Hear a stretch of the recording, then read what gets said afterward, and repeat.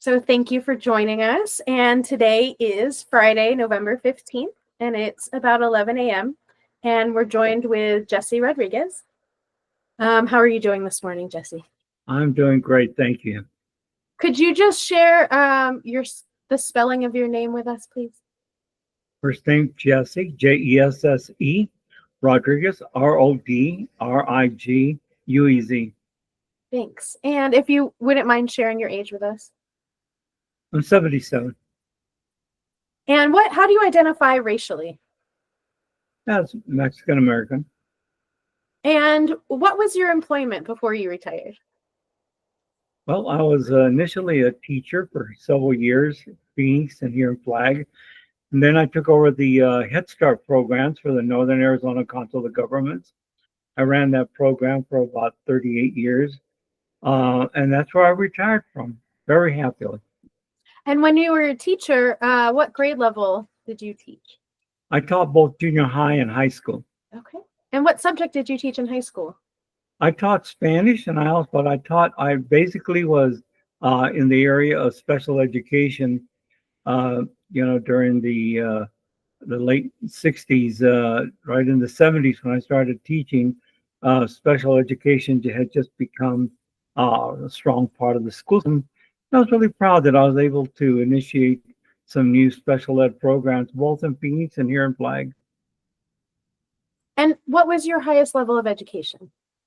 I've got my master's plus. I've got my master's plus from NAU, by the way. I am an alum as well. Okay, so we'll start with the first interview question. Can you share what are some of the earliest memories of the neighborhood for you? I gave a lot of thought to this, and I think about the neighborhood often, but it's because the memories usually have to do with family, with friends, with even friends of my family. Because the one thing about La Plaza Vieja in that area, everybody knows each other, and you're like a large family. So there's a lot of influence by even the neighbors, by your brother's friends. So families, friends, uh, uh, the teachers you might have had at that time, your priest.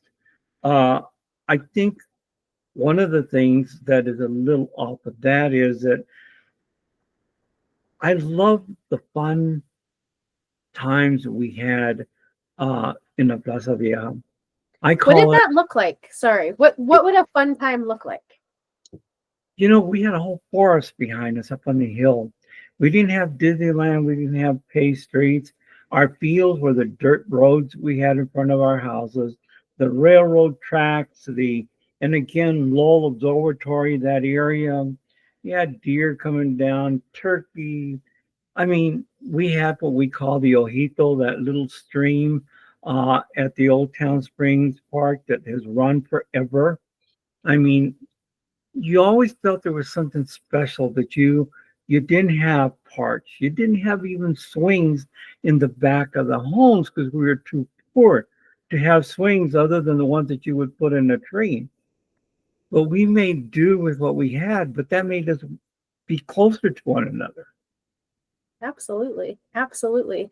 So can you think of anything else that you kind of made do when you said you put swings and trees? What were some other things that you did? Oh gosh, Make do? I'll tell you, I thought a lot of it was again taking the environment. Uh, you would build little sailboats, and you would go over to the Ojito, to the little stream, because it would create a little pond, and you'd see how far you could get it if you didn't stay up. We did slingshots, and to be able to find the right oak tree with the right bend, and then to find those old rubber tires that your parents threw away, didn't want anymore. I mean, you could judge the quality of a red rubber from a black rubbers, and which one was going to go the furthest. We would do bow and arrows. I mean, I hate to, I mean, I shouldn't even say this, but I mean, we would put coins in the railroad tracks, and when the railroad train would run over it, those would be our tips. I mean, I mean, you just you had a whole world to draw from. You didn't have basketball courts, like I said, in the area because you had no parks. Our basketball courts was that we were lucky enough that somebody found an old abandoned rim and you'd put it in somebody's shed, you'd put it up against the shed, or you would put it, somebody happened to have a garage, like my parents did have a small garage, and you would put the rim that somebody found in the trash, and and yet the court went like this, downhill. So when you if you missed the ball, it would go all the way down to the railroad tracks. So you didn't want to miss the ball, throw it Right. away. Run after it. Those are just examples of, I mean, those are really great memories of living there that you never forget. Right. And were you about middle school age when you were doing around this time that you were?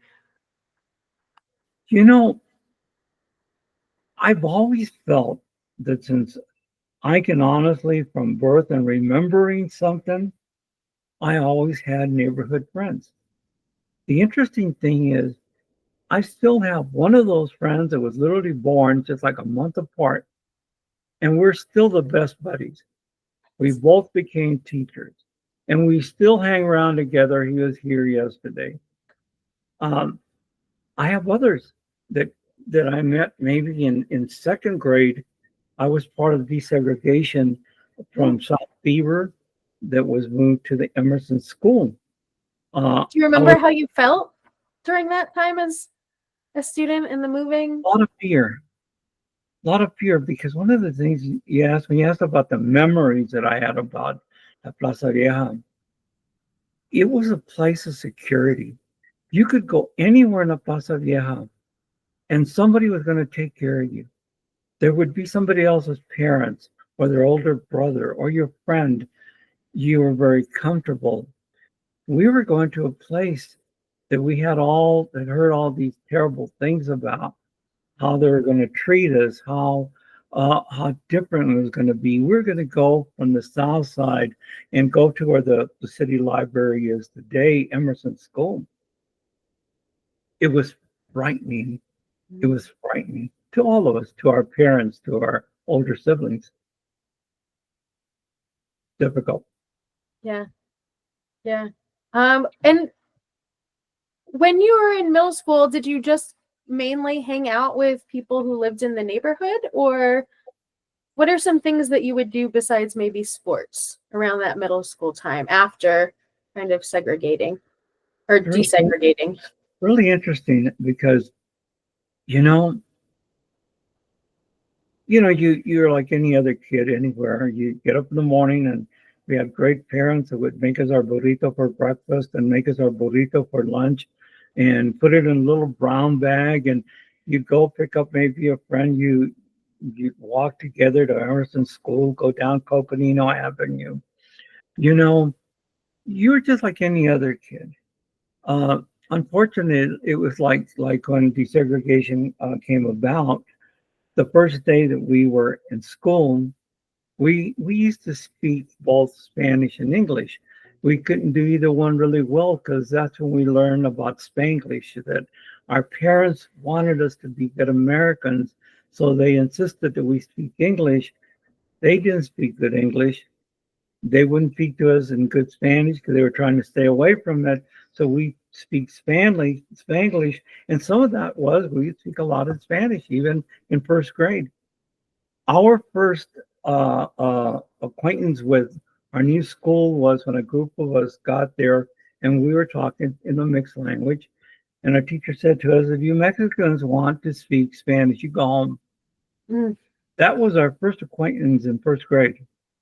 And and when you ask, so what did you do when you were in middle school? I mean, as the years progressed, even there at Emerson School, you still always hung around together because you were only safe with the same crowd that you grew up with, who you walked home with.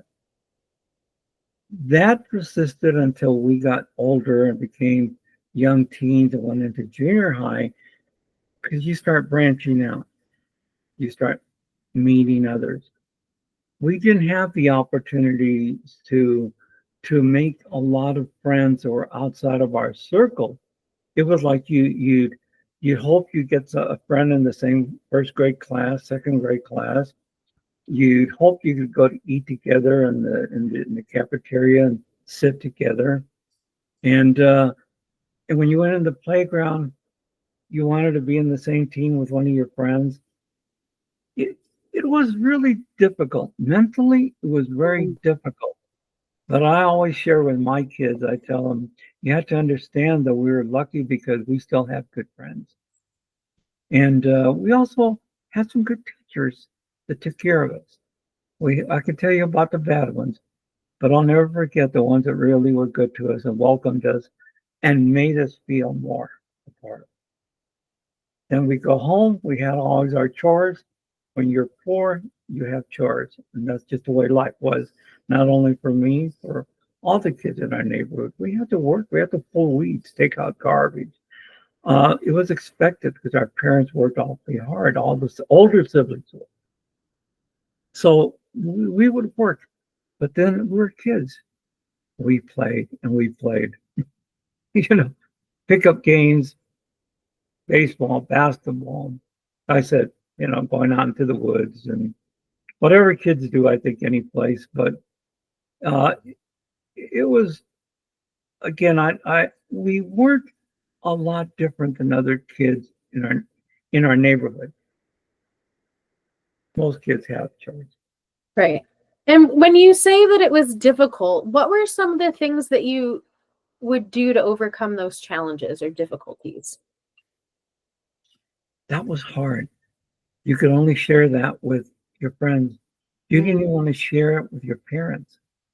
And how do you tell your parents that the burrito that they gave you to eat in a brown bag, you had to eat it and cover it up with a brown bag because people would laugh at you?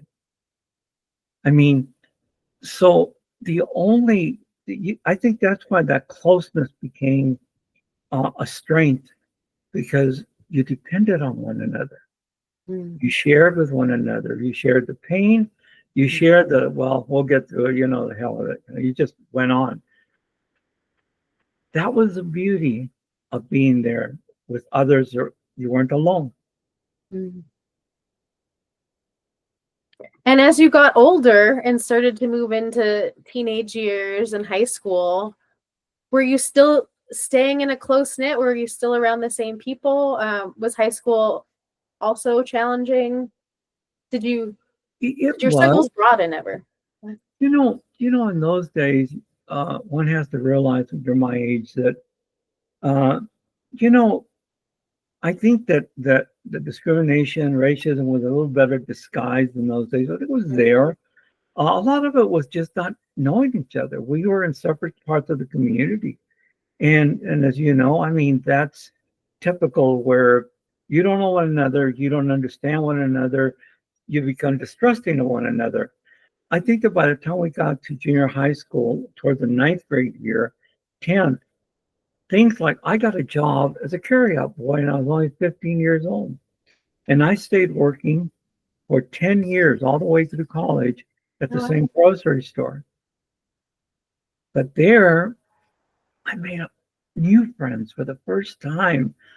For the first time, I was able to be around others my age that were carryout boys, older employees there that they just cared that you worked. They got to see what a hard worker you were.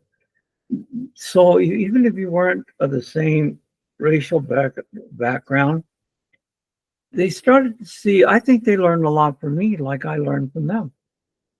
And and and I started really just my whole life changed when I started working. Other kids, I'll tell you how they started getting that same experience and opportunity that I did. I had friends that were great athletes. They were great athletes. And by the time you're in ninth grade, coaches want good athletes. They don't care what color they are, but how poor they are. They want somebody to win. So a lot of I could never be an athlete. I had to go to work to get this experience. I had friends that were good athletes. They made the first string freshman baseball team, basketball team. They went to high school. I made second string baseball. They were playing first string. Some of them were short like me, but they were playing with a varsity 6-man. Now they got to meet a lot of players. There were Anglo, there were Black, there were Native American, great Native Americans playing with us. We started finding new groups, and we started making different friends. Sometimes that could also be a problem because, like me, most of the people that I worked for at the grocery store I worked for were Anglo, and I became real close to them. Some of my friends didn't like that. Interesting. They didn't. They were a little bit angry at me. They started questioning my loyalty to the Vatos, to the guys from the Plaza Vieja. I didn't change. I was fortunate to expand it myself. I never forgot them. I still don't forget them. As you get older, you go to where your strengths are. And all the friends that I had when I was young, we seem to have come around in our 50s and 60s and become even better friends again. But and some of them I know them. I was very as I got to know more people, not only kids in the grocery store. I worked for a Babbitt Brothers. Okay. And I worked for 10 years for them. I hung around with some of their children. Just recently had a lunch with a gal when I knew her when she was 14, one of the daughters of one of the richest of the Babbitts, and we were friends. We're still friends. So you really see life changing, but it was good. That's what makes, I think, a good community. Not where you stay isolated, but where you learn how to merge. And that's not always easy. I was lucky than most. I was lucky than most. And what were some of the things that would bring the neighborhood together? What would those occasions look like? There was always, one of the things I really admire about the families in Old Town, they all cared. They had a lot of the same family values. Religion, taking care of your children, wanting them to be good Americans, wanted them to have a good education, wanted them to work outside of the lumber mill. They wanted the best for their kids. And the majority of the families, it was amazing. So, uh, it was trying to kind of bring me back again to the question again you just asked me. Yeah. Well, and I was asking, what were some things that would bring the community together? What would that look like? And you mentioned religion. So what would that look like when the community would come together around religion? Where would that happen? It would happen What in would take place? catechism classes. Some of them went to Catholic school. It was church. It was baptismals. Everybody came. All the neighborhood came to a baptism. It was a wedding. It was a funeral. A lot of the families that moved into Flagstaff to live in the area of La Plaza Vieja were lumber people. Like my dad worked for the lumber company for 49 years. And he followed the lumber company from Williams to Flagstaff, like people followed him from McNary, from these other towns, and they came here and they settled. The only place they could settle was in the Plaza Vieja. Now, so they knew each other, and they brought their fathers, my grandfathers. My grandfather lived with us. A lot of them started passing, so there was always a funeral. There was always a wedding. There was always a baptismal. There was also our traditions. My mother, I learned of a song called De Colores, that De Colores and Las Mañanitas, if it was your birthday and somebody didn't come and sing Las Mañanitas to you, the neighborhood, your mother would be cooking the night before. It was her birthday the next day. And she'd be making cookies because she knew that somebody was going to be knocking on the door and surprising her at 7 in the morning. One day I asked her, I said, Mom, why did you make all these cookies and nobody counts? I will be mad. But so there were many opportunities. You see, that was what made La Plaza Vieja special.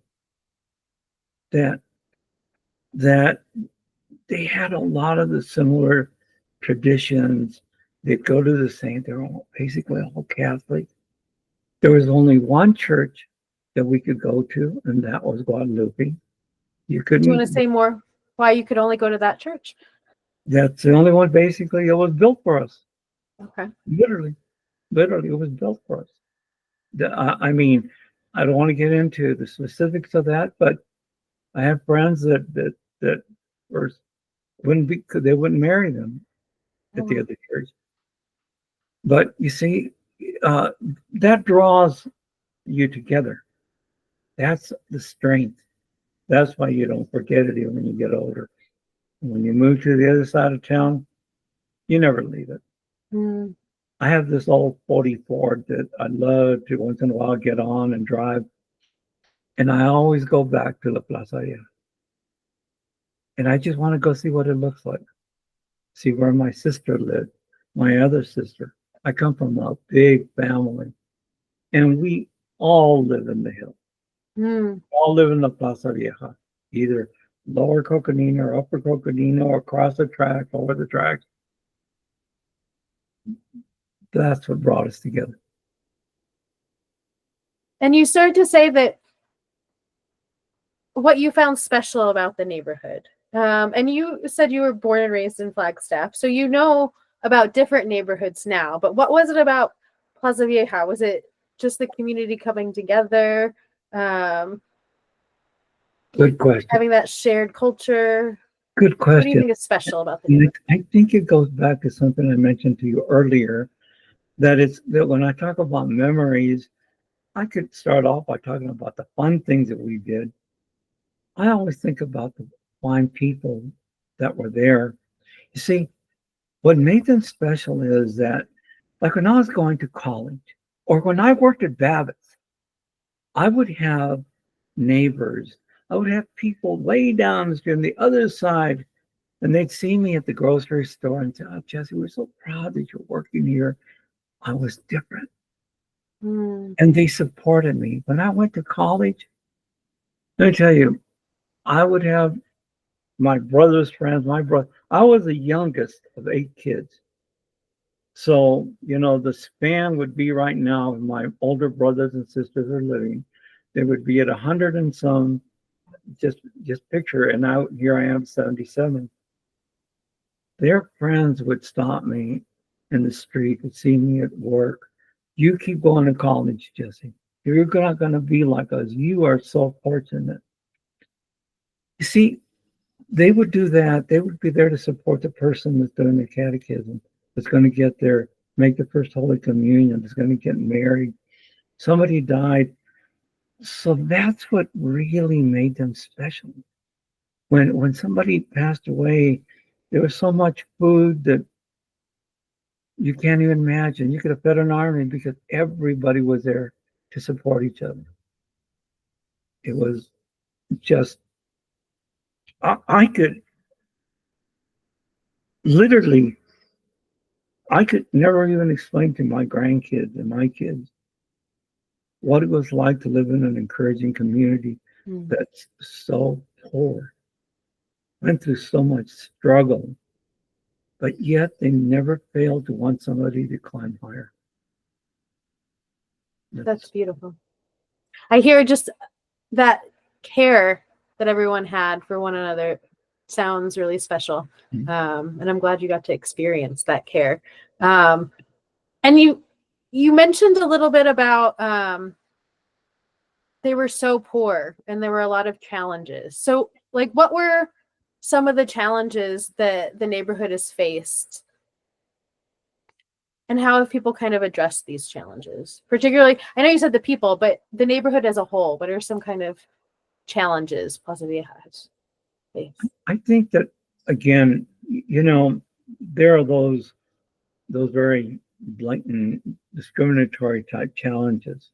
But to be even more specific, it's like, the only place you could work, your grandpa worked in the Southwest lumber mill. Your brothers worked there. My brother said to me, "You will be the only one that will not work at the lumber mill." And out of the four boys, my four sisters, their husbands, they all worked at the lumber mill. I was the only one of all the kids. No. So it was job opportunity. We were locked into low paying jobs, the only jobs available to us. You couldn't, not everybody could go get a job at Babbitt's or for their son. You know how I got it? Because my dad, after working 40 hours a week, sometimes more at the lumber mill, he had about 3 gardening jobs in the Babbitts, where one of his clients that he would go garden for them on weekends. I didn't see my dad at home on the holiday till I graduated from college and I was in my 20s. He Oh, works wow. hard. Now, so job opportunities were a challenge to move to make more money, to pull you out to buy better homes. I think it was services. We always had our services in our area that weren't paid. Hold on one moment. Hold on one moment. I'm not sure if it's my internet or yours. I hear you clearly. I do see a little blinking on my picture. I wonder if it could be mine. Okay, I think it might be. Yeah, you're not moving around for me.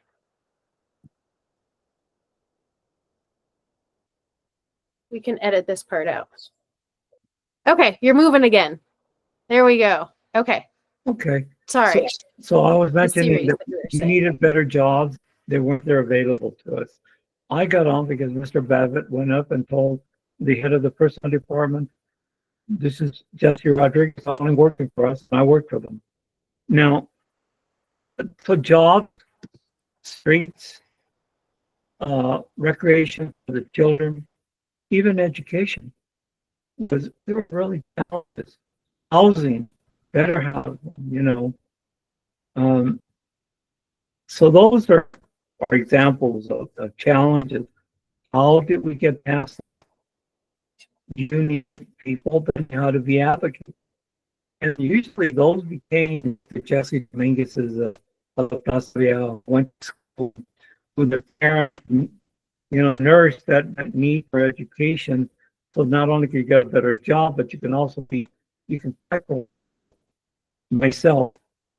I argued the street that I would need paid, and I didn't get it done until I was a teacher here, and I went back to fight about the street being paved in our neighborhood. Hold on one moment. I'm so sorry. The internet's cutting out a little bit more, and I want to make sure that we hear what you're describing. Let me see. Not me. I'm gonna turn my screen off, and we'll see if that helps at all. Can you hear me? I can hear you good, but unfortunately, you're not moving around. So I think, do you want to do me a favor and maybe refresh your? Do you know how to do that? That little circle arrow. Is it? If I push a button that I used to, is it on up at the top? Is it on the top on the left-hand side? Yep. I think it's the only. Okay, you're starting to move.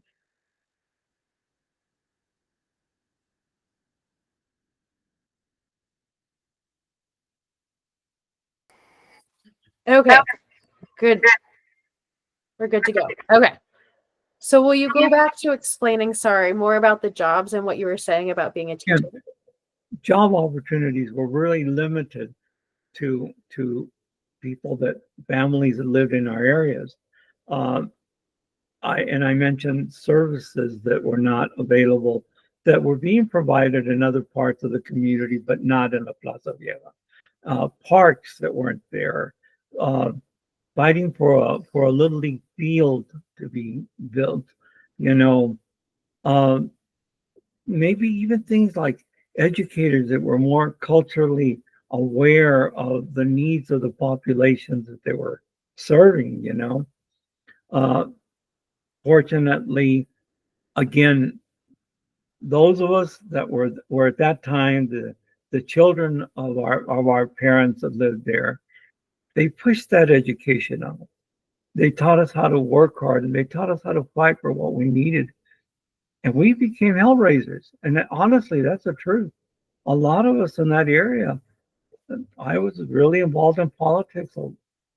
I mean, I was labeled in the newspaper here as an activist trying to be a county supervisor.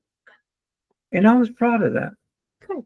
I was. What would it look like to be Hellraisers? Like, what would It's you do to address the taking challenge? 100 people to a city council meeting and talking about police brutality.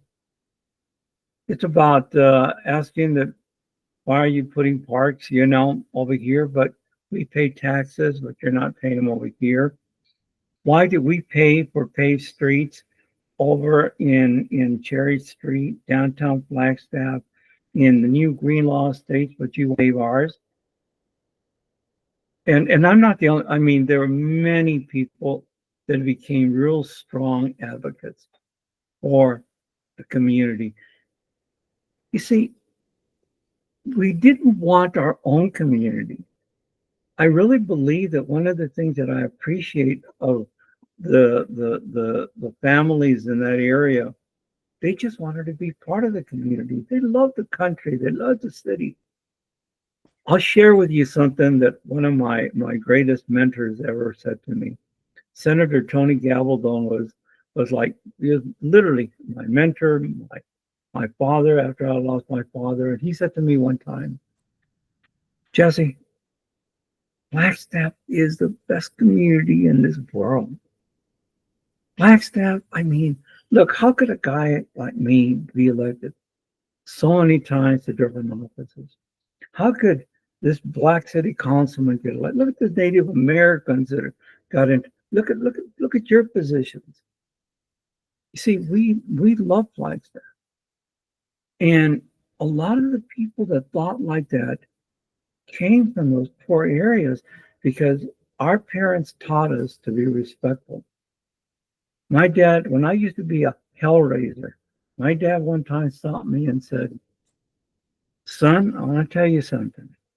Not all white people are bad. Some of the worst problems that I've had in my life have been people of our own race. Mm-hmm. Wow, did that sunk in royal. My parents taught us, and not only mine, but we had the railroad would come down and stop right in front of our house because they would get water right down by the spring. So almost all railroad trains as they came, they would often stop right in front of our house. So I guess there was a period that all they used to call them the Okies from Oklahoma. They were trying to make their way to California to look for gold jobs, this golden harvest. They were starving, and they would come and get off the railroad cars where they were hiding. My parents, as poor as they were, would have my brothers and myself. I'd go down there with bologna and bread. They taught us you help people. I think that's what the Bossa Vieja is about. And I think that this is why I'm so glad that many good things are changing because of guys like Jess Dominguez and other leaders, the Gomez's, the Alfaros over there. I mean, there are so many neat families whose kids are are really true leaders because they really want to encompass the whole community. They don't want something just for themselves. And I'm curious, you mentioned a lot of people becoming advocates and hellraisers. And was this something that you kind of taught each other how to do, or is it something that just kind of came intuitively or naturally Oh that you no. just stood up and spoke up? You know, something that I had put in my notes was that, as we got older, we started noticing that the union leader for Southwest Forest Industries, Mr. Ralph Juarez, and my God, my parents, if my brother got in trouble with the law, they'd go talk to him. He'd get a lawyer. He would go down to the police department. So somebody's kid got kicked out of school. We identified leaders within our community, and they became our spokespeople. Could be the priest. We had some priests that they would fight for us. They would fight for us. We had siblings that I had a sister. I was in eighth grade, and in eighth grade, that was a graduation, and then ninth grade was high school. And there was a fight, and myself and another friend were just looking. A friend of ours was in the fight with an Anglo cowboy, and we didn't jump in. We stayed. The rest of the kids were just looking. All of a sudden, somebody grabs myself and my buddy next to me from the collar, and he was one of the teachers. And they yanked us into the principal's office and said, "What's going on?" The principal says, "That all you Mexicans are good for? Get out of here." God, I didn't know what to do. I mean, I was going to graduate. They had graduation. Mhm. They already had my sport coat and everything ready for that night. I went to my sister. She was my role model, my oldest sister. She's today 94. She's still my role model. She threw me in that car and she took me into that principal's office. She didn't knock and she told him what she was going to do to sue him. And how did they know? The other kid that got thrown out, his parents didn't go. He didn't go that night. I did. Mm. See, my sister was one of the main advocates that fought for Old Town Springs. Yeah. She took city officials down there. She showed them what it looked like. I actually gave Mr. Dominguez a lot of pictures that my sister had of all that process when they were building it, what it used to look like. I don't know about the struggle for Old Town Springs. Can you say more about what that was? You see, Old Town Springs was literally where is noted as where Flagstaff was pioneered. Because that is where they had that water, that spring always ran.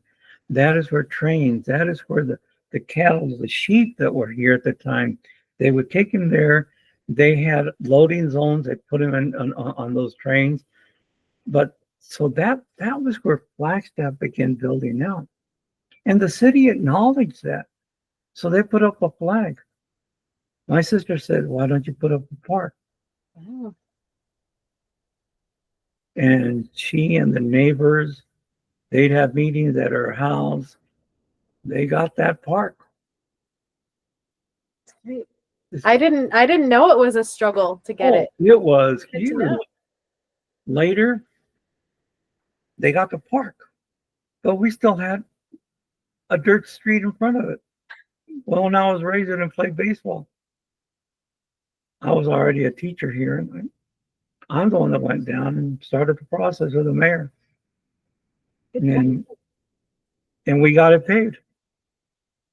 But you see, there was always, I mean, there were a lot of leaders. There was some of them were ladies at the church. I told Jess the other day, the only scholarship I got when I graduated from high school was from the women's group at the church. They gave me $100 a semester. And I said, I never forgot that. Those old ladies that cleaned the altar, made food for people, whose family had passed away. They didn't forget Jesse Rodriguez, that kid from the hill. See, that's what I tell you about what that area was about. It was about helping each other. But again, never wanting to purposely be away. No, I think we're a pretty good part of the community. Yeah. How has the neighborhood changed? And when do you think it really started to change? I saw really more change in the 60s, and I think I know that because that's when I started to change a lot, and I could see things happening with my brothers and my sisters. We all voted. We all voted. My dad used to say to the family, "You don't vote, you have no right to gripe about anything." Use Mm. another word. I mean, I started seeing my family vote. I started seeing them talk, and they would actually bring somebody running for mayor to one of the houses, and they'd have group meetings with them to ask them, "Why? What are you going to do for this community?" I started seeing people get jobs and move out, improve their homes. Mm. I saw services starting to come in. They would never clean the snow off of the roads in that area until we griped. But we Mm. started seeing snow removed. Uh, it was just, and it was in the 60s. I was really mature for my age. I hung around all those older people. A lot of them, by the way, that I met at the grocery store. I Interesting. was 16 and all my friends were 20, 21. Uh, and it was really neat because it helped me to also understand what was going on in my community. Yeah. But I'd say 60s, definitely 70s. But there was a definite movement and change, Yeah. more And advocacy. do you feel like the neighborhood is still that tight, close knit family feeling? Mostly Mexican neighborhood. Do you feel like the neighborhood's the same? No, Okay. no, I think that a lot of the roots are still there because a lot of us still have family. I can't count the number of families that still live out there that are my family, and look at Chester Minkus, same thing. But you see, these high-rise buildings for college students, outpriced. If it's just itself, the houses that belong to my son's wife, grandparents, the Cedillos, now have these huge apartment complexes all over for rent. It's the renter's paradise. If you go down, look at the streets, how narrow there are. I mean, they're so narrow there in the Old Town area itself. I mean, you see NAU swallowing everything around them. There are a lot of roots left, but that's why I support projects like what you all are doing. People want this. Sorry. I was just, when do you think NAU started to kind of take over the neighborhood? Because at one point, it was all poor people living in the neighborhood. And Jesse tells the story of like not willing, he couldn't get a loan to build his house because he was redlined. When do you think that started to shift to become like the renter's paradise or like NAU students mainly? When did that? Probably really the 90s, right Mm. around the 90s. NAU was smart. They started swallowing the land. As soon as somebody was going to sell, or they went and pressured, we need a bigger parking lot. I can even tell you, it started. I don't know how well you know NAU, but the old student union right in front of it, where there's nothing but a parking lot, that used to be. I mean, when I was going to school in 1966, there, I would park. I would park at one of my friends' house in that area. I mean, now all those houses were bought out, Mm. and I mean, it became very clear by then. But NAU started swallowing early, and just waiting for people to sell. Yeah. Um, and since the neighborhood has changed, what would you like to see changed about the neighborhood how it is now? You know, I'd like them to at least try to save as much of the neighborhood with a sense of integrity, recognizing again, I uh, I understand business well. That was actually my major in college initially, and I wound up. I'm a landowner. I have rentals. I understand the need to a business. As I told you earlier, not the best businessman, but I understand. But I also know you can take care of what you have.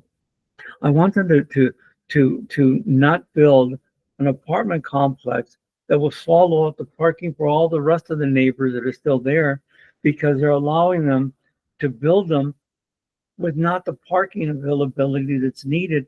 That if I built a house here, they would tell me that to a house this size on these dimensions, you would have to have 4 parking spaces available. You go down there and you tell me that they have parking available. They swallow all the parking. Those kids park anywhere they can, but NAU has allowed it. I mean, so they haven't encroached in those areas with a little respect. I like to see them clean up the old town area itself, more identified as the old town area where Jeff lives. Better roads, maintenance, parks. You know, I'm not going to say you stop progress, but you can always keep some sense of respect. I I rented a house yesterday to a young lady, and as we're coming out of the house that I was going to rent, my other renter came out, and she said to the young lady, "You're going to like it here. Jesse's a great landlord." I'm not bragging, but you know who I am? I keep places clean. There's a breakdown, I'm there in a minute. I don't gouge them for rent. I I'm always there. I want the city to not forget that La Plaza Vieja is there, and there's still a lot of roots left. They would be proud of it. I tell you, I'm very proud of it. Yeah. And you mentioned that earlier when we spoke, you mentioned that you no longer live in the neighborhood, even though a lot of your family still does. What led up to you leaving the neighborhood? Simply, there was really no place there for me to live. I needed to kind of, now I was getting married. I just come back from teaching in Phoenix. I needed a place to live. I couldn't even find a place here in East Flagstaff in those days. I wound up in this little apartment, and um, I mean, you saw the little apartment, you'd say, "What a shack you lived in," but you know, I was happy. I had a home. I never thought of it as moving away. I thought of it as doing what I had to do. I bought this old house 50 years ago that I have now, and I love it. I've totally redone it. And so it was, some movement sometimes is just natural. I think I mentioned to you earlier that one of the things we needed to do is to let the community know that we were a part of it. We also had to move out into the community and be a part of it. That was part of what helped us, because when people moved out of that area, they remained loyal to the area. And that helped when you vote, when you advocate, when you put pressure on elected officials. It's because you still care about that your grandma lives over there, your niece lives over there, and you live there. Absolutely. I love that. I love to hear all of the stories about the neighborhood, and still think about the possibilities today. Is there anything else you'd like to share about the neighborhood before we end our conversation? Any memories or? You know, I actually started doing some writing for for myself. I want to leave something to my children so they'll know who their grandpa was, who their dad was. And I started off with a lot of the same things that you're talking about. And I really focused a lot, and that's memories. What, why should, what is it that makes grandpa so, or dad, such an advocate of that area? And he doesn't, I used to own 3 homes over there also. And I said in my writing that my memories are have made me who I am. What happened to me there, the friends that when I was already 21, still going to college, and I'd walk into a little bar called Chicano's Bar on South Side, and all the guys, some of them the local drunks, some of them just like me, going out and having fun. Hey, Jess, you're graduating. Man, you're just a little kid, Jess. Wow, we're so proud. They made me. And so my memories, that's why are so focused on families that are there. My family, that the support they gave me, my siblings. I mean, you need anything, a car, whatever, I'll loan it to you. Don't you bother my mom. You're going to graduate. You're not going to work there. You see, that's what I want to really focus on. Those families and what made them a great community that still maintains that. There's something about the people that have moved from there. I know so many people that are so successful. That's great. I'm glad that you all stay in touch and you still are connected to share in your memories together and continue to support each other and uplift each other. That's such an important part of community and part of why I love Casa Vieja and the families who are still there. Well, and I wish you and the project luck. I actually thank you for doing this because, like I said, I've done my share of speaking in front of people and doing these type of things. I wanted to do this because this is needed. I think that any way that we can somehow take a good thing and put it into the future for others to see, to hear about, to understand, it's worth my time, and I thank you guys. Absolutely. Thank you. Thank you so much for your time. And thank you so much for sharing your stories with us. I'm going to end the recording now.